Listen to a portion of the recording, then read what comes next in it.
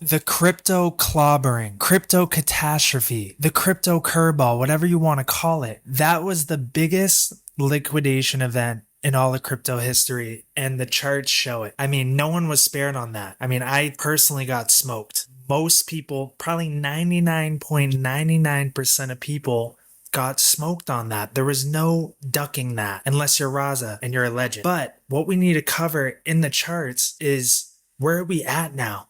We're at a critical time point where we're supposed to see the next big move for crypto. And boy, did we see it. But it was a reverse moon. We saw the biggest wickening event of all time in crypto, and it was one for the books, that's for sure. Still licking my wounds on that one, but that's the game we play. But where we're at now, we need to cover, because we got bigger fish to fry. The spot holdings. Where are we at as far as Bitcoin goes, the altcoin market, Bitcoin dominance, the macro drivers, the crypto drivers? That's what we're going to get into in this video. And then I'm going to cut it, and then I'm going to get into deeper analysis on altcoins like XRP, XLM, HBAR, and so on, and the important announcements that I made in the Discord over the past 24 hours to the premium members. So if you want access to the signals for those individual altcoins and the analysis for that and those critical announcements, then link is in the bio, join the waitlist. So let's get into it. We're going to first start off with the macro drivers. So there's been a tit for tat going on with tariffs with Trump and a bunch of other countries, causing uncertainty in the markets. But this is setting up for something that, could be promising as far as the macro drivers, and shaping up to put us in an environment where crypto usually does well. And that's with the bond yields coming down. You can see there's a breakdown happening right now for the bond yield, 10-year bond. We see the dollar getting ready to go below that zero line in the TSI, putting us into a downtrend, as well as we see the US Russell 2000 with the 1-day buy now holding critical support on the 200-day moving average. And we just poked above the zero line in the TSI, and now we're curling up. So we do have the macro drivers starting to shape up for crypto to see a big rebound and potentially maybe even send it to new all-time highs. We're going to have to smell it out. But now let's look at the crypto drivers, because if we look at the 3-day chart, you can see that when this chart goes up, especially this is for altcoins get wrecked. And we saw this wick go up to levels that, we saw in September, in August, guys. Like, we're talking August, September of last year. I'm sure everybody remembers the August wickening. And then September, we had a retest of that, but not so deep. But this was just absolutely unreal as far as how quick this wick went up and just poked and stabbed right back to where things were back in August. It's quite crazy how, Bitcoin can drop just a tiny bit and altcoins just absolutely get decimated. So let's go back to the Discord. Let's rewind the clocks a little bit, because that morning I had said Friday fake out, potential crypto blood today, bottom before boom. And then there was a curveball which said, hey, we're going to start to go up. And we did start to go up. But then there was another curveball. We had another buy tag come in right here. And I was keeping people updated in real time. And it was at this point where it wasn't looking good as far as the pump dump chart. And we saw the big spike in the pump dump chart for others, altcoins specifically, but that was just on Friday. It bled into the weekend, and then Sunday was the nail in the coffin. So if we go back now, because what we were looking for was, we were waiting for the 12-hour sell signal to come in, which we saw. But then we saw the buy signal come in on Saturday. And then recently we saw the sell signal yesterday. But right now I'd say we're still in limbo. We could flash a buy tag that defutes this, and then we start to go up. So there is a scenario where we could come back up, and from this high of the wick down to the low, we could come up to retest and pump up to these levels again, and could see another scary moment for ultimately rolling back over and that being the top. Ultimately, I do think that's the top. I don't think we're going to go any higher than that point. It's just a matter of, do we find a rejection here right at these bodies right now? Could this already be the double bottom, quote unquote? Or are we going to see one more scary move up, which means a dump down in altcoins for then that to be the bottom? That remains to be unseen, but we can look at, we have the 12-hour sell tag, which is good, but we don't have a 1-day sell tag yet, which will be the kicker, because we saw one here, and then right here, the sell, the buy right after, it said, oh, we're getting ready. And it said, nope, never mind. And then that's it sent us up. So we need to see that 1 day sell tag come in for the coast to be clear. But we're at this level right now where this could already have been the double bottom, quote unquote, or we're going to see another scary moment before that being the bottom. Supposedly some big entity like a hedge fund got liquidated, and that's what caused this, is what I was reading on the streets and the tweets. That's the word. But yeah, either right now we've already bottomed, or we're going to see another scary moment. I don't think we're going to go higher than this point here, which means I don't think we'll go lower than this point over here. And if we did, it would just be a little bit lower to touch the top of that belly of the beast around 203 billion, and then we'd be off to the races. In my opinion, that should have been it. We had our inverse head and shoulder here. You can see inverse head and shoulder. We had our pop. We had our retest. So that should have been the wick right there. Should have been the bottom. And we tested the 786 to a T as well too.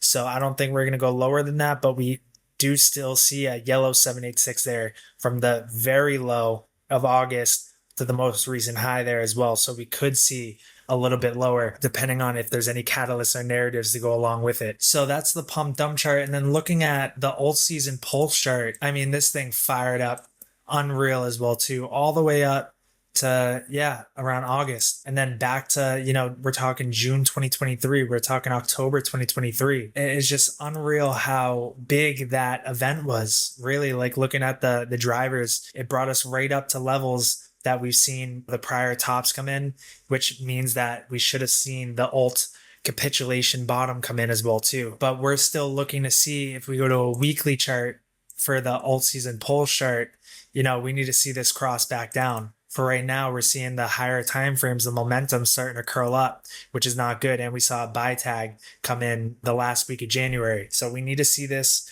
ultimately get pulled down below this 1 week 50 moving average here, like where it's at right now. And we need to start to roll over and then break this upward sloping trend line coming like this. And at that point, we could say it's game on. But usually it's always the darkest before the dawn. So in my opinion, if anything's going to bring on the biggest alt season of them all, is event like this. Because like even back in December 2020, we saw the big move up and then alt season right there. So like, could that have been it? It remains to be unseen, but we're going to find out very, very soon here. So now looking at Bitcoin, if we're going to retest these lows again, the absolute critical area to hold that support is the purple MA on the Stargate snakes with the 12-hour 200 moving average, simple and exponential, and the 786 right here. It's the zone between 92.5K to 94.5K. This is a critical must hold level. And if we break that, we're easily coming down to this 2618, because usually when you break a 786, especially with the micro, you can target the 2618, and that will be around 75K. So if we do come down here, in my opinion, we would see that touch of the top of the belly of the beast for others. Just want to put that on the radar that we're definitely not out of the woods just yet until Bitcoin finds stability and starts to trend back up and break back above like 104, 105K and holds that support is what I'd want to see. But looking at Bitcoin and some signals flashing right now, we have the 11-hour prepare to buy soon. When the buy nows came in here back December and January, those were local bottoms. If we look back even further, back here in September, back here in October of last year, local bottoms as well too before continuing up. We don't look at the 11-hour sell nows for this, but the 11-hour buy nows calling the local bottoms here. So it's good to see that, but we still have no buy now signal yet from that. So then looking at others on the 10-day chart, still no 10-day sell now.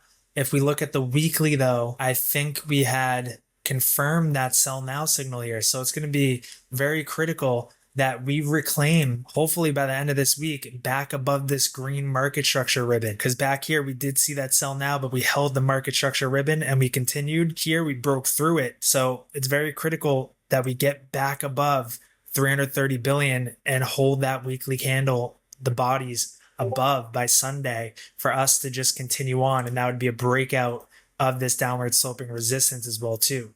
And as you can see here, we have this, touch points of the wick back here in December, then the wick just the other day. So it's like we have this downward sloping channel. We need to get back up, break above 330 billion, ultimately get above 363 billion, and then we're off to the races to new highs. But from now, looking at the weekly momentum, we're still not in a good spot at the moment. We need to see the train start to turn around, and that's going to come from these medium to micro time frames now.